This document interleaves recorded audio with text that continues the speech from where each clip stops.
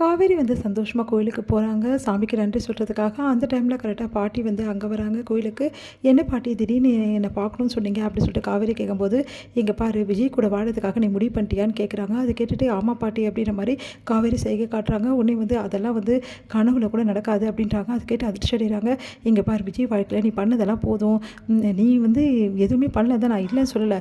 ஆனால் உனக்கு இருக்க பிரச்சனை வேறு மாதிரி இருக்குது. அந்த பசுபதி நிம்மதியாக என் பிள்ளைய வாழ விட மாட்டான். அதனால் என் பேரை நிம்மதியாக வாழணும்னா நீ என் பேர வாழ்க்கையிலேருந்து போகணும், புரியுதா? அதனால் விஜய் உங்ககிட்ட வந்து பேசினாலும் நீ அவங்ககிட்ட பேசாத. இதுக்கப்புறம் விஜய் கூட வாழாமல் இருக்கிறது தான் உனக்கு நல்லது. தேவையில்லாமல் எங்கள் வீட்டுக்கு வர்றதை நிறுத்திடு. அது மட்டும் கிடையாது, விஜய் வாழ்க்கையிலேருந்து தயவு செய்து போயிடு. விஜய்க்கு ஏதாவது நீ நல்லது பண்ணணும்னு நினச்சேன்னா நீ விஜய் வாழ்க்கையிலேருந்து போகிறது தான் அவனுக்கு செஞ்ச பெரிய நல்லது அப்படி சொல்லிட்டு போகிறாங்க. அதை கேட்டுட்டு காவேரி அதிர்ச்சி அடைகிறாங்க, பயங்கரமாக அழகிறாங்க, தாங்க முடியாமல். இங்கே வந்து என்ன பண்ணுறாங்க, அதே மாதிரி பாட்டியோட பொண்ணு வந்து அங்கே வராங்க. அவங்க வந்து ராதா வந்து இந்த மாதிரி விஜய் வாழ்க்கையில் காவேரி இருக்கக்கூடாது, காவேரி எங்களுக்கு வேணான்னு சொல்லிட்டு நாங்கள் குடும்பமாக சேர்ந்து முடிவு பண்ணிட்டோம்.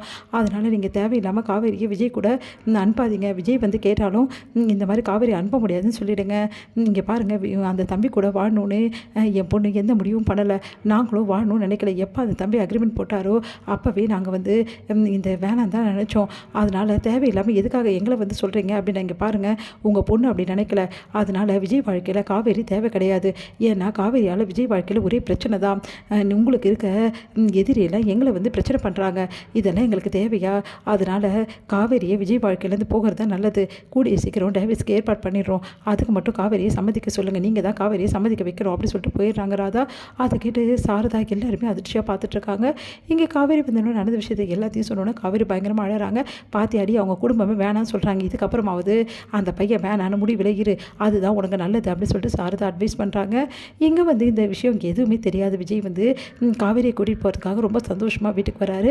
அங்கே வீட்டுக்கு வந்தோடனே காவேரியை பார்த்துட்டு காவேரி வா போகலாம் அப்படின்றாரு. காவேரி அதை கேட்டு அதிர்ச்சி அடைகிறாங்க. உடனே வந்து பார்த்துட்ருக்காங்க, அவள் எப்படி வருவா அப்படின்றாங்க அவங்க அம்மா சாரதா. உடனே வந்து இங்கே பாருங்க ஆண்டி, நான் காவேரியை கூட்டின்னு போக தான் வந்திருக்கேன். இதுக்கப்புறமும் காவேரி இங்கே இருக்க வேண்டிய அவசியம் கிடையாது. உங்களுக்கு என்ன பிரச்சனை? வெண்ணிலா அங்கே இருக்கிறதால தானே காவேரி அனுப்பாமல் இருந்தீங்க. இப்போ தான் வெண்ணிலா வந்து போயிட்டால, காவேரி அனுப்பதுக்கு உங்களுக்குலாம் என்ன ப்ராப்ளம் அப்படின்னு சொல்லிட்டு கேட்குறாரு. இங்கே பாருங்கள், இப்போ பிரச்சனை வெண்ணிலா கிடையாது, உங்கள் வீட்டில் இருக்கவங்க தான். உங்கள் வீட்டில் இருக்கவங்களே வந்து காவேரியை வேணான்னு சொல்லிட்டு போயிட்டாங்க. அதுக்கப்புறம் நீங்கள் வந்து காவேரி கூப்பிட்டா என்ன பார்த்தோம் அப்படின்னு சொல்லிட்டு கேட்குறாங்க சாரதா. அது கேட்டு அதிர்ச்சி அடைகிறாரு நம்ம விஜய். நடந்த விஷயத்தெல்லாம் சொல்கிறாங்க. இந்த மாதிரி வந்து உங்கள் சித்தியே வந்து காவேரி வேணான்னு நாங்கள் குடும்பமாக நாங்கள் வந்து முடிவு பண்ணிட்டோன்றாங்க. அப்புறம் அந்த குடும்பத்தில் நீங்களும் ஒருத்தர் தானே, அப்போ உங்களை கேட்காம முடிவு பண்ணியிருப்பாங்க.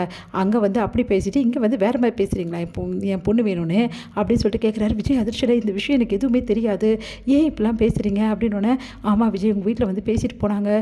உங்கள் வீட்டில் இருக்கவங்க இந்த மாதிரி பேசும்போது எங்கள் வீட்டு பொண்ணை எப்படி அனுப்ப முடியும் அப்படின்னு சொல்லிட்டு எல்லாருமே கேட்குறாங்க. அதை கேட்டு விஜய் அதிர்ச்சி அடைகிறாரு. காவேரி இந்த விஷயம் எனக்கு தெரியாது, காவேரி ஏன் அப்படி பேசுனாங்கன்னு தெரியாது காவேரினோட. காவேரி அழகிறாங்க. காவேரி கிட்டே தான் வந்து பேசிட்டு போயிருக்காங்க. இந்த மாதிரி காவேரி வேணான்னு சொல்லிட்டு உங்கள் பாட்டியே சொல்கிறாங்க, உங்கள் சித்தியும் சொல்கிறாங்க, உங்கள் குடும்பமாக சேர்ந்து முடிவு பண்ணியிருக்கீங்களா? அப்புறம் எதுக்காக வந்து இங்கே தேவையில்லாமல் நாடகம் ஆடுறீங்க? என் பொண்ணு மனசை ஏன் கஷ்டப்படுத்துறீங்க அப்படி சொல்லிட்டு கேட்குறாங்க சாரதா. இதுக்கு பதில் சொல்ல முடியாமல் விஜய் வந்து செம்மையாக டென்ஷன் ஆகிறாரு. இங்கே பாருங்கள், என்னை பொறுத்த வரைக்கும் காவேரி எனக்கு வேணுங்க. யார் என்ன சொன்னாலும் அதை பற்றி கவலை கிடையாது. உங்கள் வீட்டில் இருக்கவங்களே இப்படி சொல்லும்போது உங்கள் வீட்டுக்கு எப்படிங்க என் பொண்ணை அனுப்ப முடியும் அப்படின்னு சொல்லிட்டு சாரதா கேட்குறாங்க. அதை கேட்டு அதிர்ச்சி அடைகிறார் விஜய்.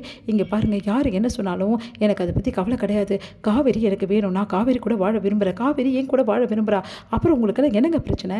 எங்கள் வீட்டில் இருக்கவங்க இப்படி சொன்னாங்கன்னு எனக்கு தெரியாதுங்க, ஆனால் காவேரியில் என்னால் வாழ முடியாதுன்றாரு. அதிர்ச்சி அடைகிறாங்க சாரதா.